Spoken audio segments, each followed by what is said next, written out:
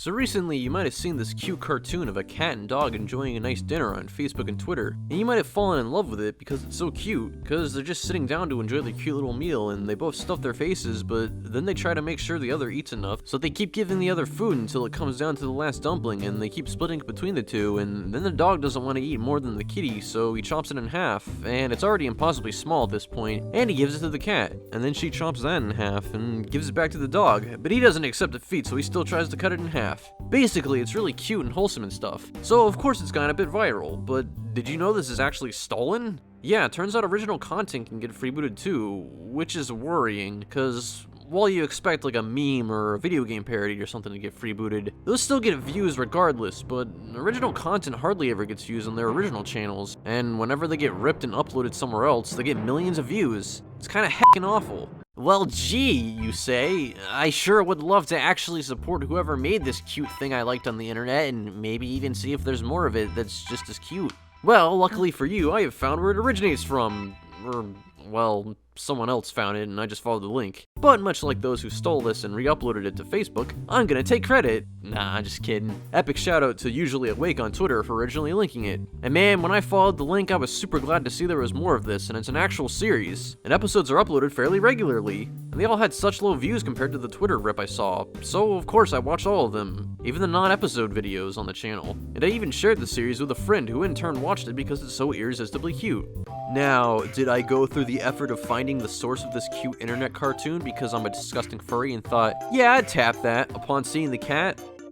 Yeah, maybe, but look, that's not the point. What matters is that I sought out the source, and I found it, and I watched it, and now I'm talking about it because it's really good. So, what is A Day of Us? Well, according to the channel's About section, it's the daily life of the cute couple, :D. Yeah, I'd say that pretty much sums it up. Also, look at this epic copyright notice. I bet all those freebooters are shaking their boots now.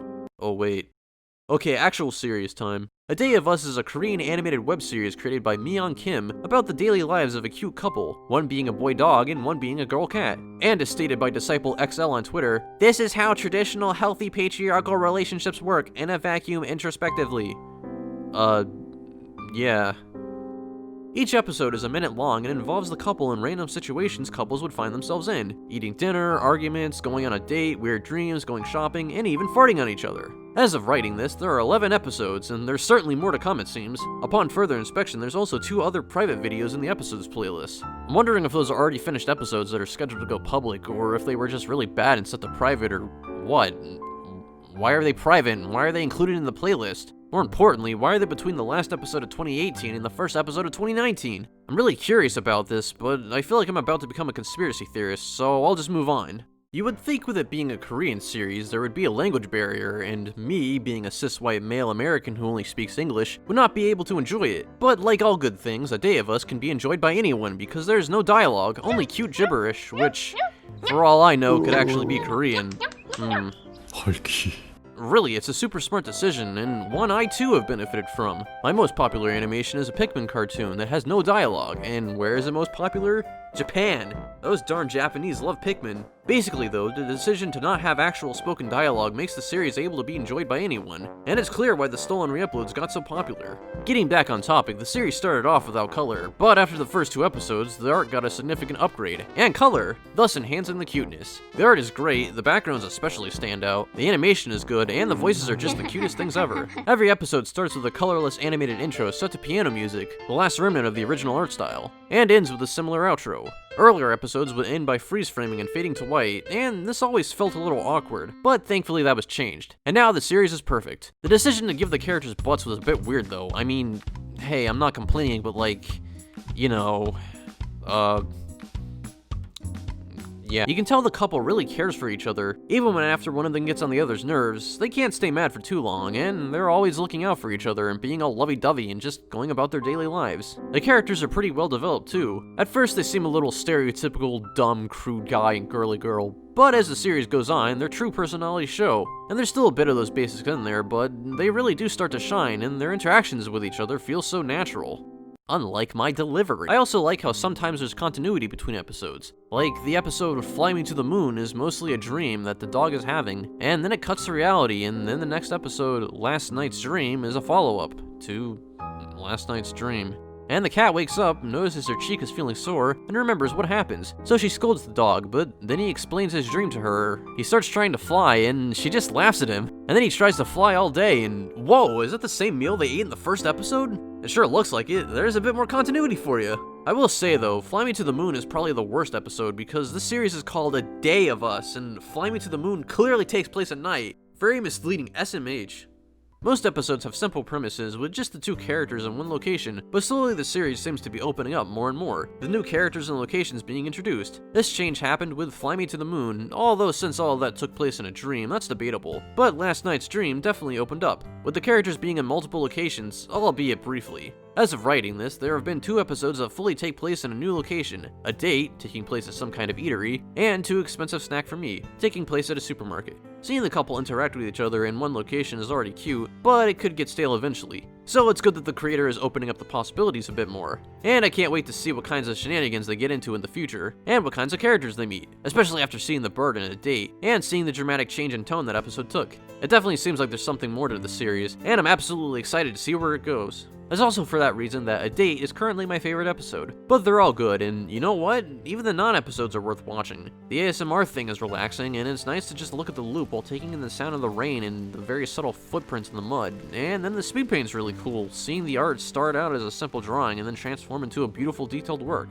As of writing this, the A Day of Us channel is sitting at 30,000 subscribers, and the episodes are getting around 20 to 30,000 views each, with the highest viewed being Dumpling Time, with just under 100,000 views, and that's the one that keeps getting stolen. Elsewhere on the internet, the series also seems to be doing pretty well for itself. The Twitter account has 14.2 thousand followers, with the official Twitter versions of the episodes getting more views than the YouTube versions. The Facebook has 20,000 followers, with the videos getting less views than the YouTube videos, but still a decent amount. And then their Instagram is actually their most popular account, with 154,000 followers, and most of the videos are getting more views than the YouTube versions, with a few even getting well over 100,000 views. Although Dumpling Time, you know, the one that keeps getting stolen, only has 53,000 views, and I guess another 49,000 views on the second part.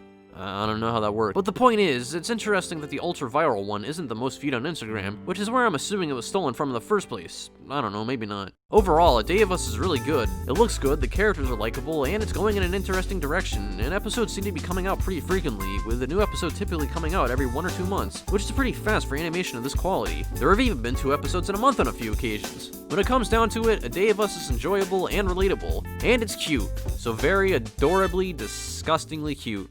That's the cutest f***ing thing I've ever seen in my entire life.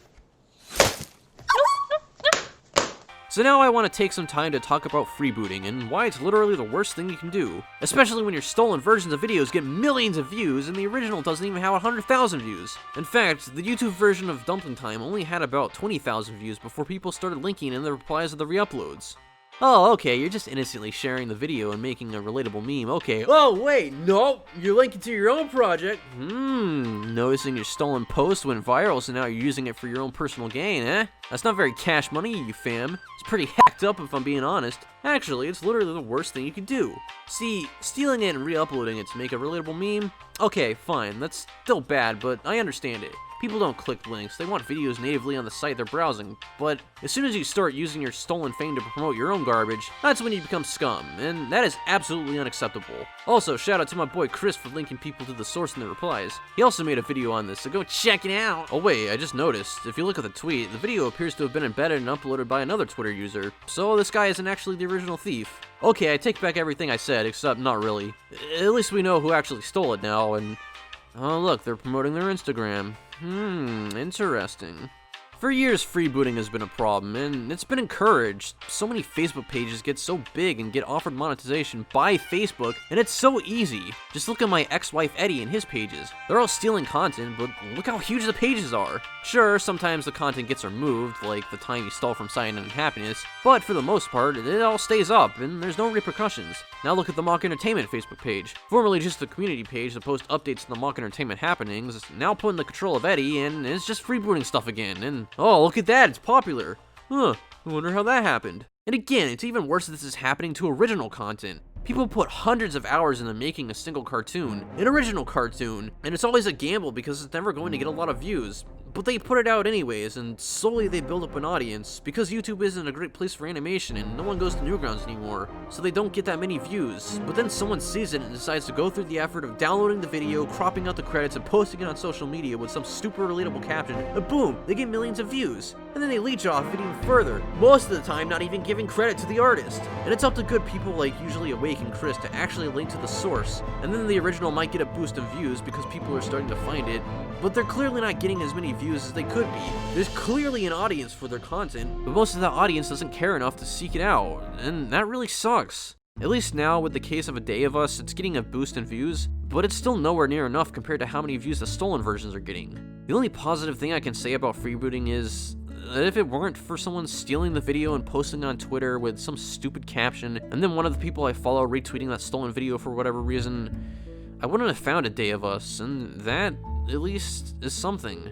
Doesn't make it okay though, freebooters. Okay, so originally the video was gonna end here, but I started this video in February of 2019, so you can imagine a lot has happened since then that needs to be talked about. First, the A Day of Us YouTube channel has more than doubled in subscribers, though uploads have significantly slowed down, with only 3 more episodes and an 18-second short in the last year. Though, to be fair, one of those episodes is 3 minutes long, so it practically counts as 3 episodes. I remember being really excited for that episode because the creators said it was going to be long, so I was hoping the characters were finally gonna go on some kind of bigger adventure, but no, it was just more of them in the house. But it was still a good episode, and of course the others have been as well, except for One Ordinary Night because, again, it's A Day of Us. Okay, I'll stop now. So why did the number of uploads significantly decrease if they were coming out so frequently before and the series is more popular than ever? Well, the creator had a baby, so you can imagine their free time has been severely limited. They're still finding time to animate though, so who knows, maybe things will go faster soon. In addition to the episodes, they've also been making comics, which I didn't realize until like a month or 2 after they started because Twitter didn't show them to me. Thanks, Twitter. And there we go, that's it, I guess. This ending isn't as good as it would have been before, so, GG me. Huh?